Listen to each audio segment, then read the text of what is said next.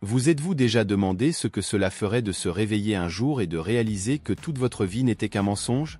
Imaginez être pris au piège dans un mariage où votre partenaire, censé être votre soutien, est en réalité la source de votre plus grande douleur. Emma a vécu cela dans sa propre chair. C'était un jour comme un autre. Emma, enceinte de 9 mois, préparait le dîner pendant que son mari, Oliver, devenait de plus en plus distant et froid. Sa vie était devenue une routine étouffante, pleine de critiques et de manque de respect. Mais cette nuit-là, quelque chose a changé. Oliver, ivre, a lâché une bombe qu'Emma n'aurait jamais pu anticiper. Et comme si cela ne suffisait pas, une simple visite à la blanchisserie a révélé un secret qui a fait s'effondrer son monde. Ce n'est que le début.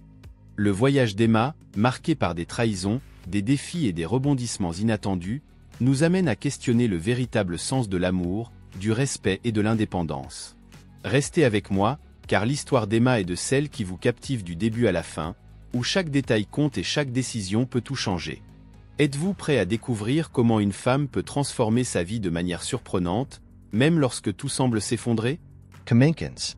Je ne veux pas d'une femme avec un ventre comme un monstre. Tu devras élever l'enfant toute seule en regardant mon ventre gonflé à 9 mois de grossesse. Ses yeux dégoulinaient de dédain, un sourire grossier s'étirant sur ses lèvres. J'avais vu ce jour venir, et sans hésitation, je me suis retirée dans ma chambre. Revenant rapidement, je brandissais un document. Et d'accord, voici les papiers du divorce. J'ai poussé les papiers de divorce préparés vers Oliver Nordström. Son visage se contorsionna, s'exclamant « Qu'est-ce que c'est que ça? Pourquoi tout ça soudainement ?» Eh bien, c'était ton idée. Maintenant signez-les rapidement, je les soumettrai demain, je le provoquai. Son visage rougit rapidement alors que mes paroles le piquaient. Regarde bien, je vais te faire regretter comment tu m'as traité et méprisé tout ce temps, et ai-je déclaré. Je m'appelle Emma. J'ai 26 ans et je suis femme au foyer. Il y a 2 ans, je travaillais dans une société de télécommunications. J'ai rencontré Oliver Nordström, mon patron, quand j'avais 24 ans. Nous sommes rapidement tombés amoureux et nous nous sommes mariés. Oliver, 3 ans mon aîné, était fiable, surtout lorsqu'il me guidait à travers les subtilités du département. Je ne pouvais exprimer combien j'étais reconnaissante pour ses conseils précis. Alors qu'il m'enseignait le travail, nous sommes devenus amis et sortions souvent dîner ensemble. Quand il m'a invitée, j'étais ravie. Étant fan de dessins animés, j'ai toujours été plus intéressée par les personnages animés que par les hommes réels. Cependant, voir mes pairs du lycée et de l'université se marier les uns après les autres me mettait sous pression. Je me suis secrètement promis que si je tombais amoureuse d'Oliver, ce serait mon premier et dernier amour. Quand nous avons commencé à sortir ensemble et à nous marier 1 an plus tard, j'étais aux anges. Oliver était beau et populaire parmi mes collègues féminines. Fière d'être sa femme, je me délectais des félicitations et des vœux, félicitations. Je suis jalouse, mais je te souhaite le bonheur. Je ne savais pas ce qui m'attendait. Et tu es maintenant mariée à moi, donc tu vas quitter ton travail, n'est-ce pas? Lui a-t-il annoncé le lendemain de notre mariage officiel. Juste au moment où nous commencions notre nouvelle vie ensemble, Oliver a dit « Bien sûr, j'ai toujours voulu que ma femme se concentre uniquement sur les affaires ménagères. Ne t'inquiète pas, mes revenus peuvent nous soutenir tous les deux. » Mais c'est tellement soudain. Tu n'en as jamais parlé avant, et ai-je répondu. L'idée de quitter mon emploi ne m'avait pas effleuré l'esprit. J'avais rejoint l'entreprise sur recommandation de mon père. Il ne me semblait pas juste de partir sans préavis. Je voulais expliquer, mais les yeux d'Oliver m'ont averti de ne pas insister. J'ai fermé la bouche, incapable de résister. J'aurais dû en parler plus tôt, mais c'est fait. À partir de demain, tu n'auras plus besoin d'aller travailler. Je m'occuperai de tout, et a déclaré Oliver. J'étais prise au dépourvu. La nouvelle était tellement soudaine que j'en étais étourdie. Mais la décision d'Oliver était ferme. Je ne pouvais pas discuter avec Oliver, mon ancien patron. Malgré avoir quitté mon emploi abruptement, j'étais déterminée à faire fonctionner notre mariage. Depuis qu'Oliver m'avait épousée et confié des responsabilités domestiques, je m'étais engagée à répondre à ses attentes. Je ne voulais pas être vue comme une épouse incompétente. Je mettais tout mon cœur dans chaque tâche ménagère, préparant méticuleusement les repas préférés d'Anton, dressant la table avec autant de soin que je pouvais rassembler. Anton commentait rarement la nourriture au-delà de la manger, et je me surprenais à désirer un mot d'appréciation. Quitter mon travail signifiait perdre mon identité et ma reconnaissance, et j'ai eu du mal à trouver validation dans mon nouveau rôle.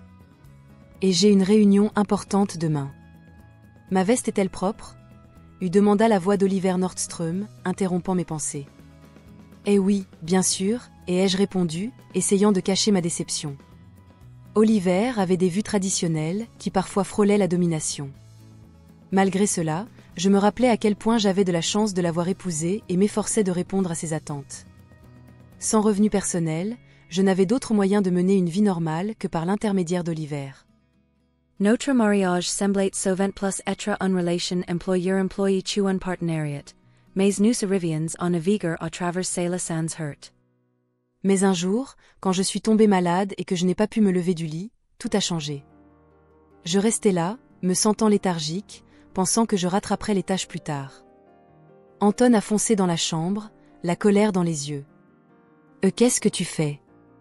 Lève-toi et prépare à manger. » Ces mots m'ont transpercé alors qu'il a jeté la couverture.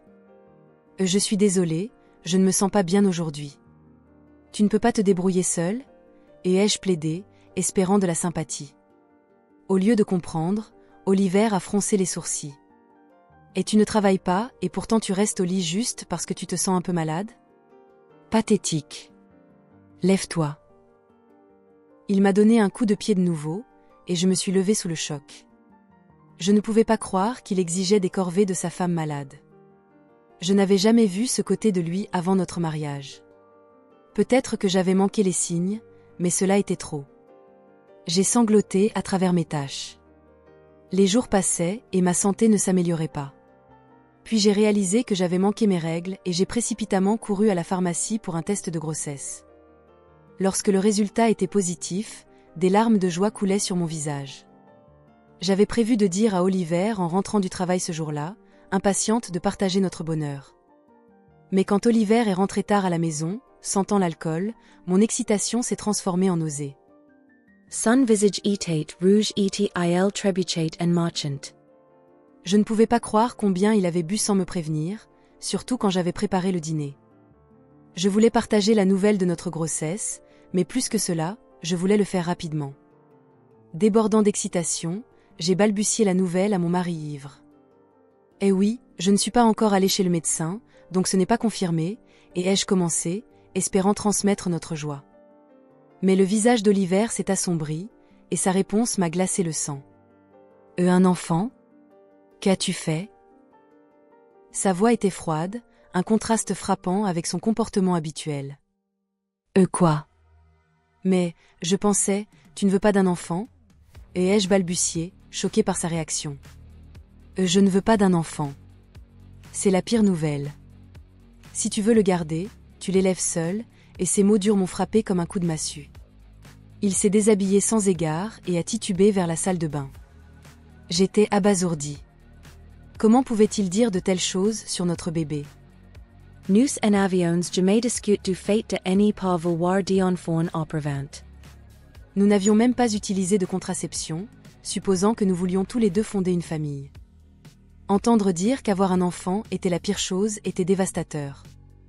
La joie que j'avais ressentie quelques instants auparavant s'était transformée en une profonde tristesse. Pourquoi dirait-il ça? Le mariage ne devait-il pas être construit sur l'amour et l'engagement?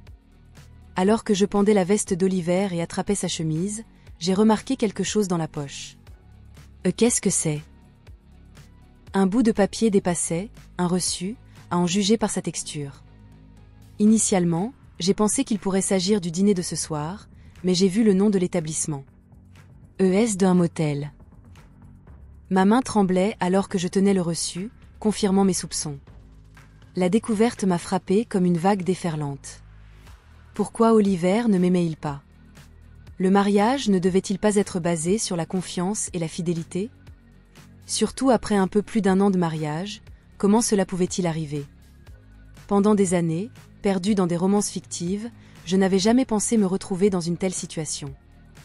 Je ne pouvais pas accepter immédiatement cette réalité brutale. Cependant, l'idée qu'Oliver me trompait a commencé à prendre sens, et de nombreuses pièces du puzzle se sont mises en place. Oliver m'utilisait-il depuis le début de notre mariage? Était-il sincèrement amoureux de la personne avec qui il me trompait, tandis que je n'étais qu'une domestique pratique? Tous ces doutes tourbillonnaient en moi. Est-ce la raison pour laquelle il a réagi si durement quand il a appris ma grossesse? Alors que je luttais avec ces pensées, la nausée s'installa, me convainquant qu'il y avait quelque chose qui clochait. Oui, maintenant il n'y a aucun doute.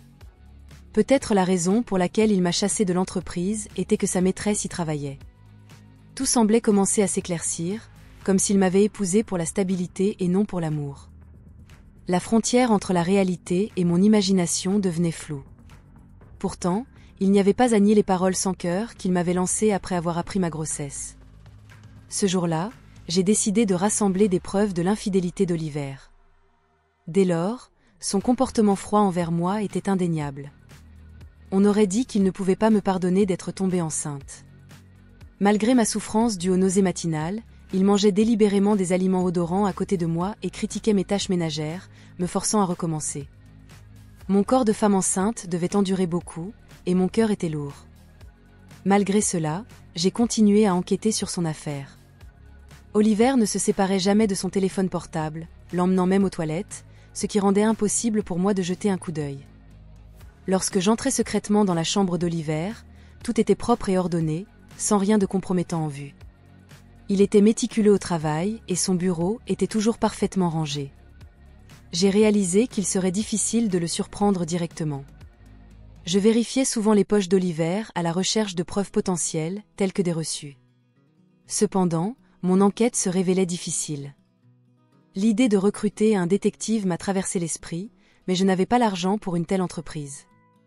Je réfléchissais profondément, méditant sur ma situation, quand j'ai reçu un appel téléphonique inattendu. C'était mon père.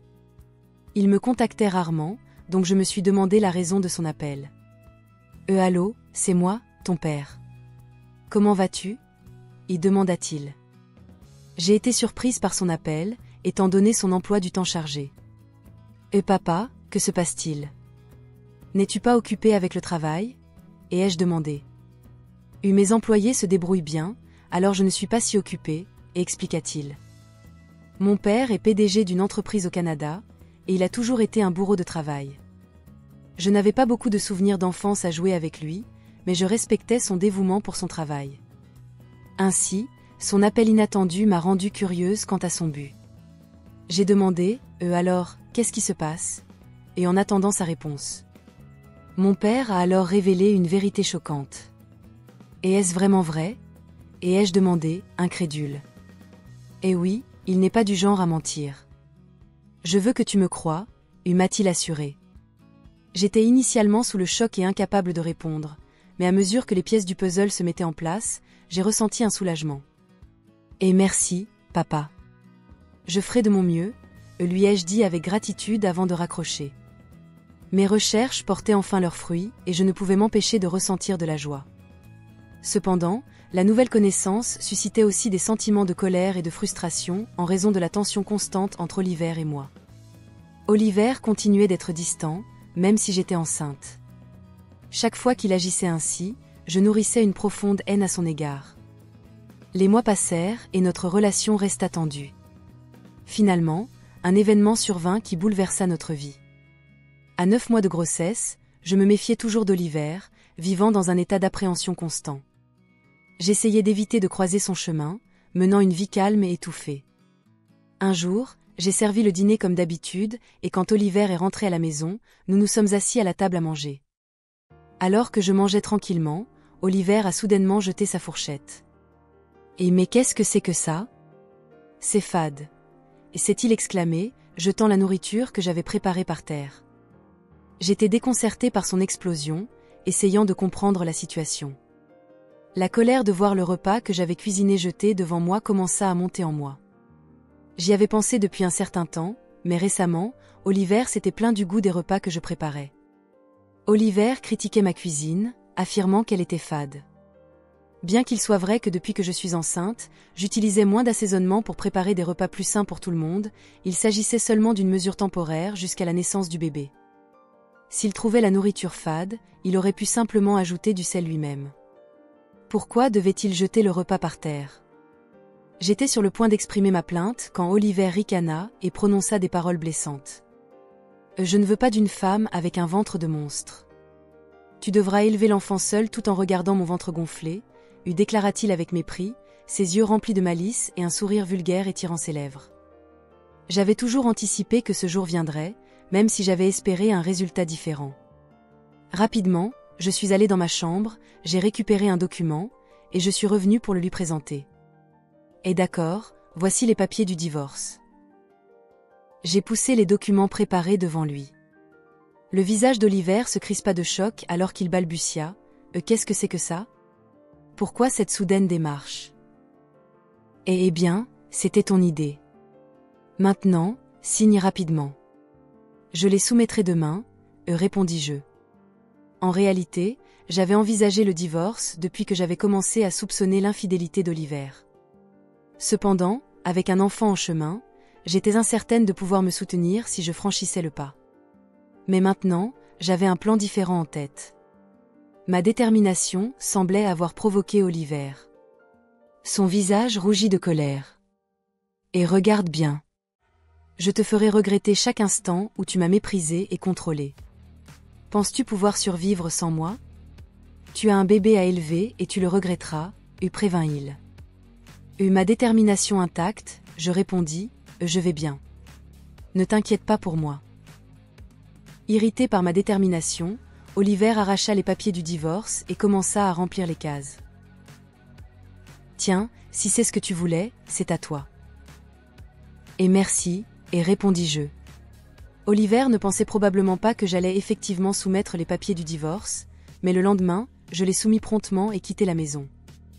Je savais qu'il serait surpris en rentrant du travail et en apprenant la nouvelle. Après cela, je suis retournée chez mes parents, principalement parce que mon père était revenu des États-Unis depuis le Canada et m'avait suggéré de rester avec eux. C'était la bonne décision à ce moment-là, car j'en avais assez de ma vie avec Oliver, et j'étais profondément reconnaissante envers mon père. J'ai reçu 3 appels d'Oliver Nordstrom le jour où j'ai quitté notre maison, mais je les ai tous ignorés. Finalement, il a cessé d'appeler. Il était clair que je ne signifiais pas grand-chose pour Oliver. Il était probablement satisfait avec sa maîtresse à présent, et je soupçonnais même qu'il se remarierait bientôt. J'avais décidé de tourner la page sur Oliver. 6 mois s'étaient écoulés, et j'avais un bébé qui était né en toute sécurité. Je vivais désormais heureuse avec mes parents et le bébé. Alors que je profitais de cette vie paisible en famille, Oliver appela à nouveau. J'ai d'abord ignoré ses appels, mais après plusieurs tentatives persistantes, je n'ai pas eu d'autre choix que de répondre. Allô, que veux-tu maintenant? Dis-je, méfiante de son ton. Eh bien, qu'est-ce qui se passe? Pourquoi étais-tu dans cette émission? Et depuis quand es-tu la fille d'un PDG avec des actifs valant des millions de dollars? Je ne l'ai jamais su, tonna la voix surprise et en colère d'Oliver. Il s'est avéré qu'Oliver avait vu une émission de télévision diffusée après mon retour chez mes parents. J'avais reçu une demande d'une station de télévision, grâce au rôle de mon père en tant que PDG d'une célèbre entreprise technologique mondiale. L'émission présentait le style de vie somptueux de la famille du PDG. Les producteurs étaient venus chez nous et avaient filmé notre mode de vie familial. Lors de l'interview pour l'émission, ils avaient discuté de la richesse de notre famille, mentionnant une estimation grossière de 10 millions de dollars. Je n'aurais jamais imaginé qu'Oliver verrait cette émission, mais le pouvoir de la télévision est vraiment quelque chose. Et au fait, je ne t'ai pas dit que j'ai un actif de 33 millions de dollars grâce à un héritage avancé. C'est pourquoi j'ai pu divorcer de toi, répondis-je calmement. Mon père m'avait informé de l'héritage, ce qui m'avait donné la confiance de vivre confortablement même après le divorce d'Oliver. À cette nouvelle, la réaction d'Oliver fut immédiate et furieuse. Quoi? C'est malhonnête. Pourquoi ne m'as-tu pas parlé de ça avant? La moitié m'appartient, non? Donne-moi l'argent maintenant. Comme je le pensais, après avoir vu l'émission, tout à quoi tu pouvais penser était de m'extorquer de l'argent. Les cadeaux des parents ne sont pas inclus dans la distribution des biens. Tu oublies tes propres méfaits, ripostai-je. Oliver était perplexe et demanda, de quoi parles-tu? Je suis exaspérée par ta colère, Oliver. Tu m'as appelé toi-même. Tu devrais le savoir. Tu ne peux pas me blâmer pour ce que tu as fait. Tu as trompé, n'est-ce pas? Avec ta nouvelle femme, elle est bien une collègue plus jeune de ton entreprise, n'est-ce pas? Vous avez commencé à sortir ensemble même avant notre mariage. Oliver était visiblement choqué par les informations que j'avais obtenues de mon père. J'avais enfin pris l'avantage. Et tu pensais que je ne découvrirais pas? Mon père m'a dit qu'il a beaucoup de connaissances dans ton entreprise, et l'une d'elles m'a informé de ton affaire. Je ne l'ai jamais mentionné, mais je vais réclamer une pension alimentaire pour enfants. Toujours en déni, Oliver protesta, arrête de plaisanter. Pourquoi devrais-je payer une pension alimentaire pour enfants? Tout est de ta faute, n'est-ce pas? Tu es tombée enceinte toute seule et tu as négligé les tâches ménagères. C'est toute ta faute. Entendre Oliver me blâmer sans s'excuser pour ses propres erreurs était incroyable. Je ne pouvais pas croire que j'avais été mariée à quelqu'un aussi dépourvu de bon sens. J'étais vraiment convaincue que c'était la bonne décision de le quitter. Anna, je suis fauchée. Ma femme a dépensé tout l'argent que j'ai gagné, et maintenant je suis noyée dans les dettes, plaida pitoyablement Oliver. Je suis passée de la colère à l'incrédulité totale. Je ne voulais plus jamais avoir affaire à une personne aussi déraisonnable. Et de quoi tu parles? Tu te rends compte à quel point tu as l'air ridicule?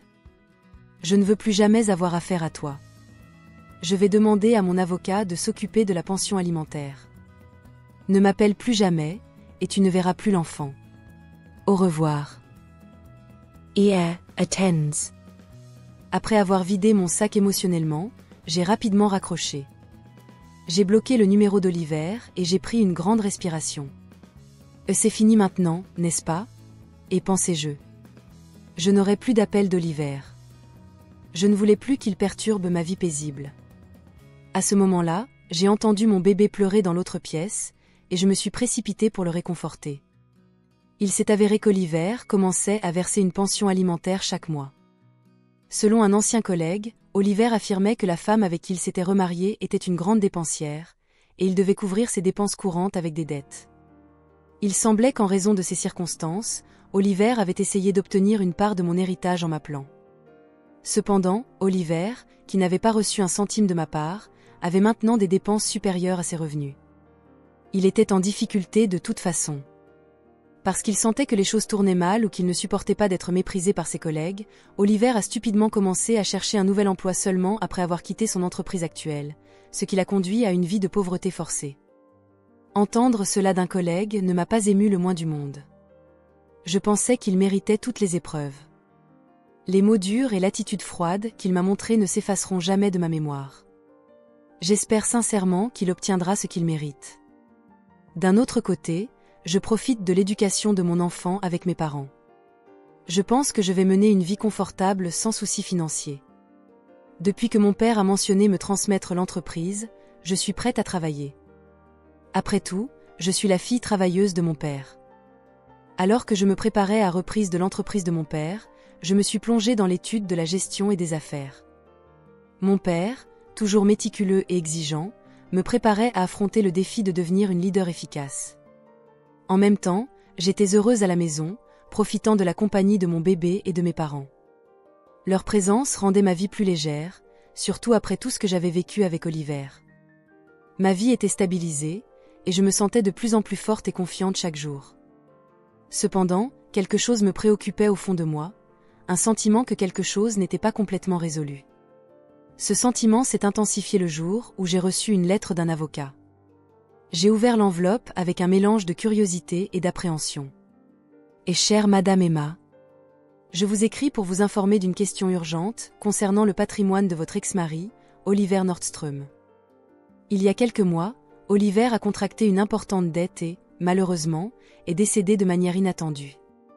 Comme il n'a pas laissé de testament, ses biens et obligations financières sont en cours d'évaluation. Il est dans votre intérêt de participer à ce processus, surtout en ce qui concerne votre fils, qui pourrait avoir des droits sur l'héritage d'Oliver. Cordialement, Edward Morgan. Avocat successoral. Ma tête a tourné avec cette information. Oliver était mort? La nouvelle m'a frappé comme un coup de poing à l'estomac. Malgré tout, il était le père de mon enfant, ce qui compliquait la situation. Je devais réfléchir au futur de mon fils et aux implications légales de cet héritage. J'ai décidé d'en parler à mon père. Il m'a écouté attentivement et a convenu que nous devrions consulter notre propre avocat pour mieux comprendre nos options. J'ai pris rendez-vous avec l'avocat successoral mentionné dans la lettre, Edward Morgan, et lui ai apporté toutes les informations que j'avais sur Oliver et ses finances. Le jour de la réunion, Edward Morgan était un homme d'âge moyen, avec un visage sérieux mais amical. Il m'a expliqué qu'Oliver avait accumulé une dette importante avant sa mort et que sa propriété était menacée de saisie pour couvrir ses dettes. Cependant, il y avait un détail important.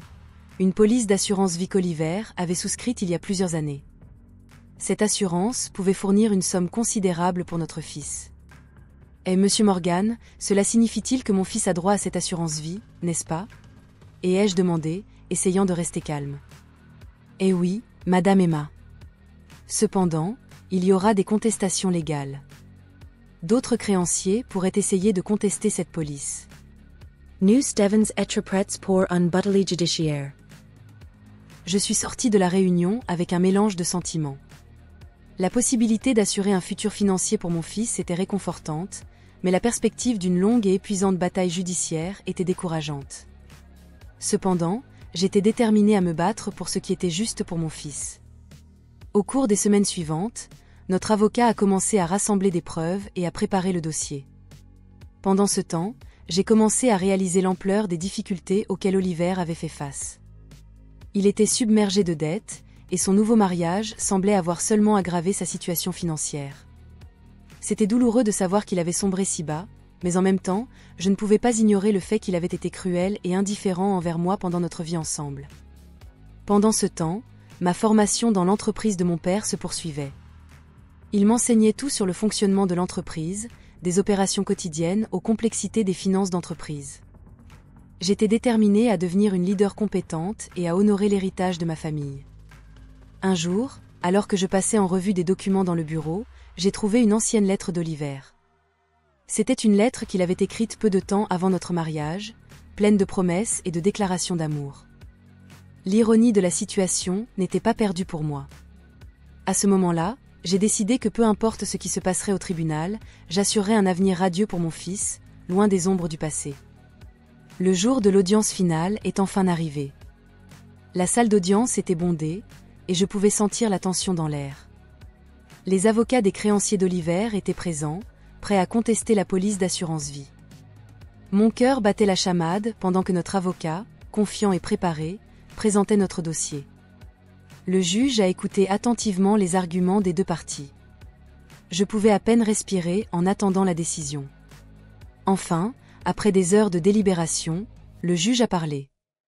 Et après avoir examiné toutes les preuves et les arguments présentés, je déclare que la police d'assurance vie est valide et doit être intégralement payée au bénéficiaire, le fils de Madame Emma. Un soupir de soulagement s'est échappé de mes lèvres. Nous avions gagné. La sécurité financière de mon fils était assurée. Après l'audience, j'ai remercié profondément notre avocat et suis rentrée chez moi avec un sentiment de paix que je n'avais pas ressenti depuis longtemps. Avec le temps, la vie s'est ajustée. Mon fils grandissait en bonne santé et heureux, entouré de l'amour de sa famille. Je me consacrais au travail dans l'entreprise de mon père, et peu à peu, je gagnais le respect et l'admiration des employés et des partenaires commerciaux. Mes journées étaient occupées, mais gratifiantes. Quelque chose d'inattendu s'est produit quelques années plus tard. J'ai découvert que l'entreprise de mon père était impliquée dans un projet innovant, développant une technologie révolutionnaire pour les appareils mobiles. Ce projet pourrait changer le cours de l'industrie et placer notre entreprise sur la carte mondiale de la technologie. Lors de la présentation du projet, j'ai été présentée à l'un des principaux ingénieurs responsables du développement.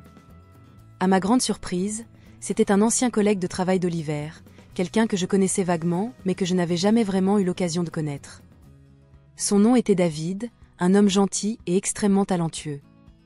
David et moi avons commencé à travailler ensemble sur le projet, et avec le temps, nous avons développé une amitié solide basée sur le respect mutuel et l'admiration professionnelle. Il m'a parlé de son passé, de sa propre lutte pour trouver un équilibre entre travail et vie personnelle, et de comment il admirait la courage que j'avais montré en recommençant ma vie après un mariage difficile. Nos conversations sont devenues plus fréquentes, et nous avons commencé à passer plus de temps ensemble en dehors du travail. J'étais prudente, encore marquée par le traumatisme de ma relation précédente, mais David était patient et compréhensif.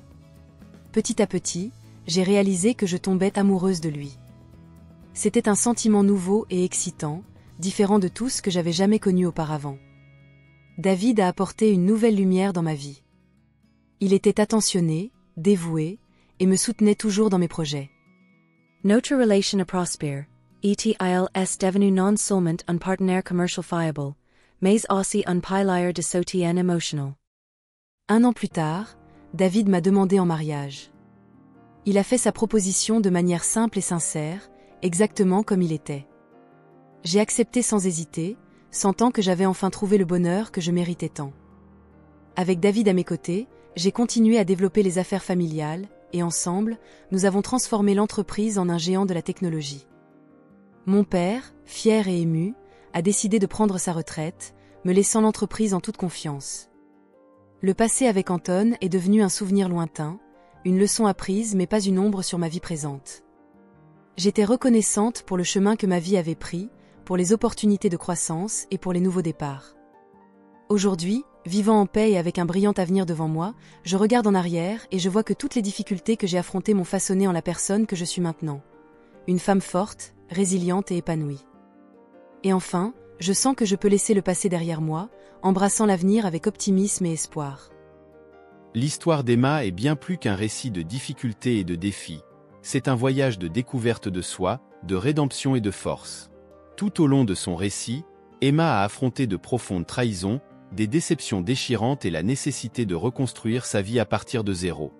Pourtant, chaque obstacle qu'elle a rencontré a été une occasion de croissance personnelle et une révélation sur sa propre résilience. Lorsqu'Emma a découvert les trahisons d'Oliver, sa première réaction a été de choc et d'incrédulité.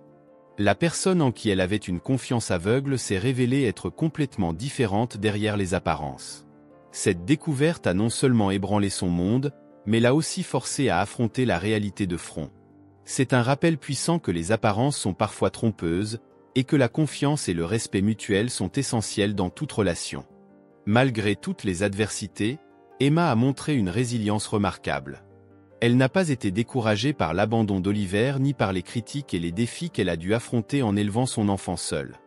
Au contraire, Emma a trouvé en elle la force nécessaire pour avancer, soutenue par l'amour de sa famille et la détermination de construire une vie meilleure pour elle-même et pour son fils. Une des leçons les plus marquantes du voyage d'Emma est l'importance de l'indépendance et de l'estime de soi. Elle a appris à ses dépens que mettre ses besoins et son bien-être en second plan ne mène pas à une relation saine et épanouissante. En reconnaissant sa propre valeur et sa dignité, Emma a pu faire un pas courageux vers l'indépendance et le bonheur authentique. Enfin, l'histoire d'Emma est aussi un témoignage sur le pardon et la croissance spirituelle. Alors qu'elle faisait face aux défis de son mariage et aux conséquences des choix d'Oliver, Emma a été amenée à réfléchir sur le sens du pardon et de la grâce.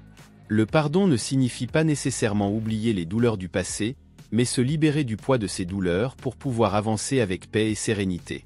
Si vous avez été inspiré par le voyage d'Emma et que vous souhaitez explorer d'autres histoires de dépassement, de rédemption et d'espoir, je vous invite à vous abonner à la chaîne Histoire de la vie. Sur cette chaîne, nous partageons non seulement des histoires de vie réelle, mais aussi des réflexions sur ce que nous pouvons apprendre de ces expériences pour grandir en tant qu'individu. Vous avez aimé l'histoire d'Emma? Donnez-lui un pouce levé sur cette vidéo et n'oubliez pas de vous abonner à la chaîne pour ne manquer aucune nouvelle histoire émouvante. Cliquez sur la cloche de notification pour recevoir des mises à jour chaque fois que nous publions une nouvelle vidéo. Ensemble, explorons le pouvoir transformateur des récits humains et trouvons l'inspiration pour nos propres vies. Dans un monde où les relations humaines échouent souvent et déçoivent, il est réconfortant de savoir qu'il existe un amour parfait et inconditionnel disponible pour nous tous. Jean 3h16 nous rappelle cet amour divin. Car Dieu a tant aimé le monde qu'il a donné son Fils unique, afin que quiconque croit en lui ne périsse pas, mais qu'il ait la vie éternelle.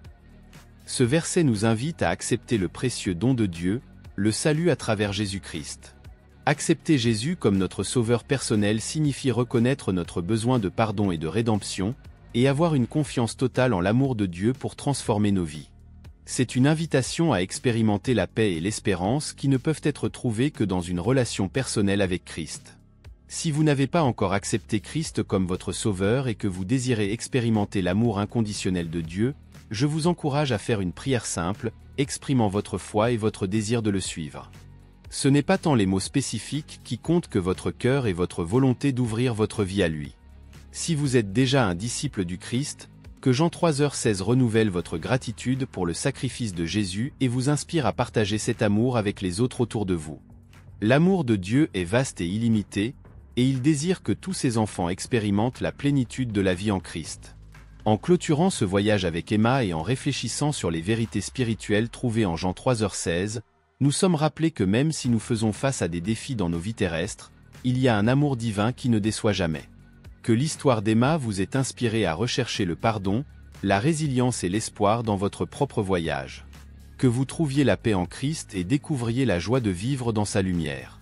Merci d'avoir suivi cette histoire et que Dieu vous bénisse abondamment dans tous vos chemins.